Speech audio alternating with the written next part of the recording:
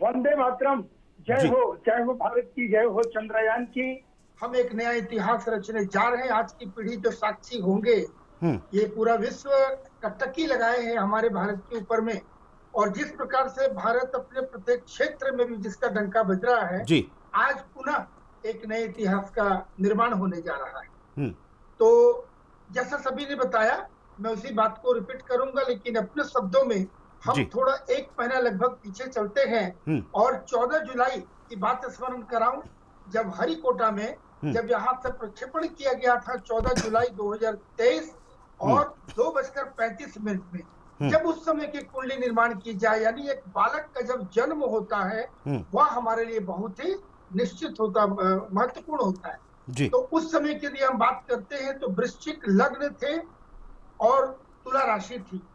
वृश्चिक लग्न के स्वामी जो कि एक जल तत्व के हैं और बहुत ही तेजस्वी ग्रह माने जाते हैं, और ये अनुसंधान इन्हीं के क्षेत्र में आता है।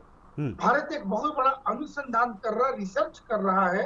तो उस समय वृश्चिक लग्न के समय ये राशि हुई। उसके बाद जब बातें करें, कभी हरलिंग ने ये भी बताया कि तुला वृषभ राशि, तुला अपने शुक्र की राशि पर उच्च का होकर विराजमान होना, ये बहुत बड़ा संयोग है।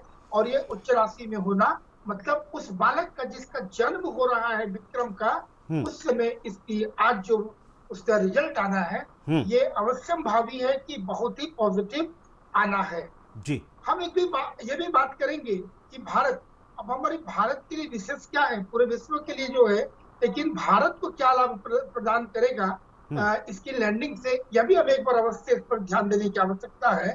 तो सबसे पहले बोलूं कि आज की जो कुंडली बनती है मकर लग्न की, और मकर लग्न के स्वामी जो शनि देव है, वो धन स्थान पर बैठे हैं। तो भारत को सबसे पहला कहा जा सकता है कि और की चीजों के साथ में आर्थिक लाभ में भी, जो हम डीजीपी जीडीपी की बात कर रहे हैं कि नंबर 3 और विश्व में अभी और आगे जाने की, तो ये बिल्कुल प्रमाणित हमारा ज्योतिष शास्त्र कर रहा है कि हमारा और भी हम रेस करेंगे और आर्थिक स्थिति हमारी और भी सुदृढ़ होगी।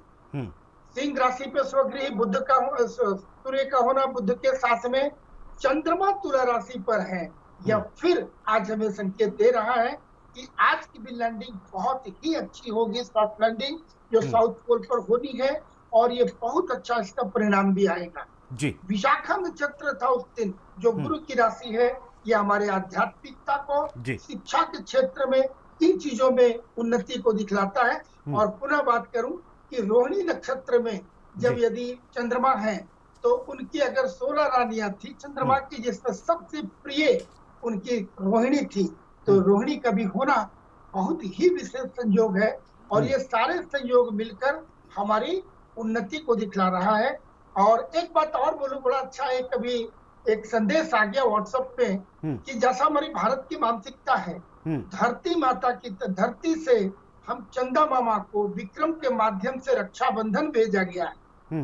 ये सुनने वालों को बड़ा अच्छा लगेगा, कम से कम आज की पीढ़ियों को। हम बचपन से चांद को चंदा मामा बोला जाता रहा है, धरती माता है, तो धरती माता ने चंद्रमा को, चंदा मामा को राखी भेजी के माध्यम से राखी भेजा गया। बहुत अच्छी बात।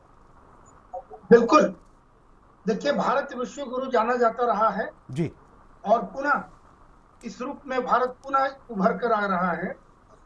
हम क्या, हमारी एक परंपरा है वसुधैव कुटुंबकम, हम सभी को कुटुंब मानकर चलते हैं। पूरा संसार हमारा कुटुंब है, जिसका प्रमाण हमें कोविड के समय भी मिला कि किस प्रकार से भारत आगे बढ़कर पूरे विश्व को अपनी ताकत में सभी को सहयोग किया।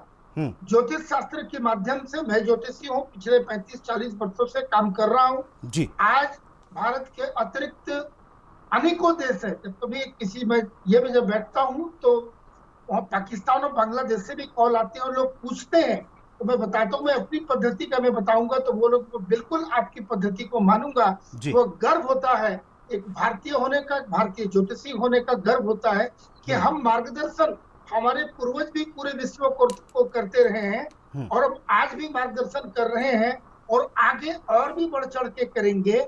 आज हमारे विक्रम के सफलीभूत होने से जो नई चीजें वहां से जो मिलेंगी विक्रम को, और उसके बाद जो चीजें हमारे अनुसंधान में आएंगे, हम फिर नई खोज करेंगे, और नई नई हमारे अनुसंधान चलेंगे प्रत्येक क्षेत्र में और सभी क्षेत्र में लाभ मिलेगा।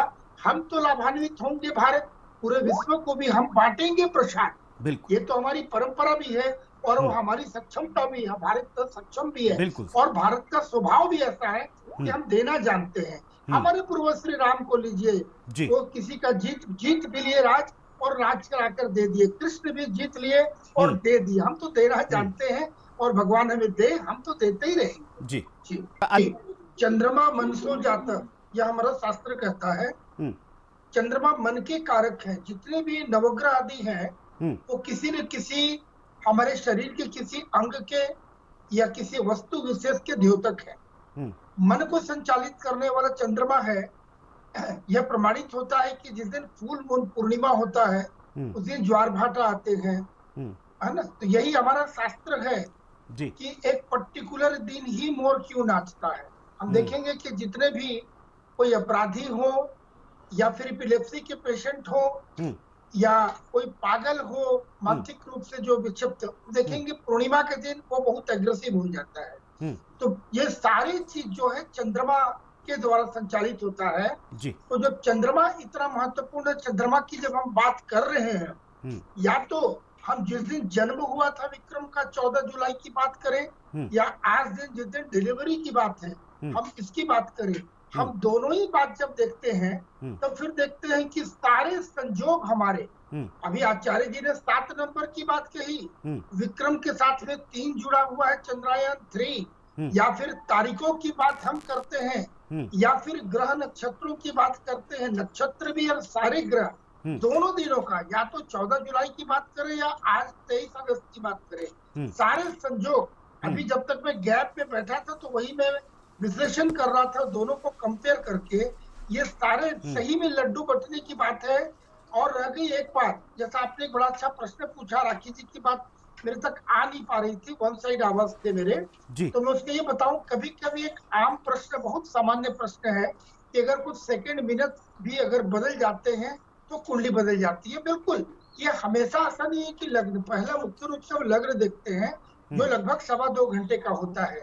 यदि बॉर्डर में है, टाइम बदल गई, कुंडली बदल गई तो सारा कुछ बदल गया। यानी आपका जो मूल प्रश्न था कि लैंडिंग में यदि विलंब होता है, विलंब होता तो कुछ मिनटों का होगा, घंटों में नहीं होगा, तो उतने में कोई फर्क नहीं पड़नी है। जो सारे संयोग आज मिले हैं अभी और दोनों तिथियों की, वो संयोग रहेंगे, थोड़ा विलंब भी हो जाए तो लड्डू तो बिल्कुल निश्चित बनती है, लड्डू तो बिल्कुल। डॉक्टर हरेन कौर जी, आपके पास आऊंगा मैम। 40 करोड़ भारत की जनता का प्रतिनिधित्व करने वाला एक व्यक्ति, प्रधानमंत्री नरेंद्र मोदी, ब्रिक्स सम्मेलन में है, आज विदेशी जमीन पर हैं और भारत एक बड़ा इतिहास रचने जा रहा है सर। ऐसे में इस कनेक्शन को किस तरह से देख रहे हैं और बाकी देशों के बीच आज भारत का मान सम्मान गौरव का दिन है और वहां प्रधानमंत्री की मौजूदगी, किस तरह का संदेश? ज्योतिष शास्त्र में शकुन शास्त्र भी एक हमारा विषय है जी। शकुन शास्त्र के दृष्टिकोण से देखा जाए तो हमारे जो देश के अभिभावक हैं, ये जो 140 करोड़ का एक हमारा परिवार है और हमारे जो गार्जियन हैं वो इस समय में भारत में है, उसका शरीर और उनका मन वो भारत में इस कार्य पर लगा हुआ है, अपने परिवार के ऊपर।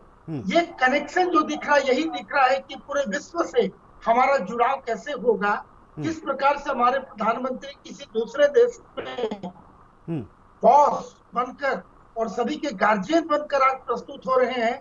तो निश्चित रूप से हमारे प्रधानमंत्री सभी देश के वो एक छत्र राजा की तरह बनते जा रहे हैं और हमारा भारत देश पूरे विश्व में भारत का परचम लहराएगा। ये संदेश ये दिख रहा है, ये कोई कल्पना और कोई भावनात्मक बात नहीं है, ये पूरा दृष्टिगोचर हो रहा है आज। इसलिए कर हम बहुत आह्लादित हैं, सभी को प्रसन्नता की आवश्यकता है, हम बहुत खुशी मनाएं और चंद बस कुछ मिनटों के बाद ही वह परिणाम भी हमारे सामने आने वाला है।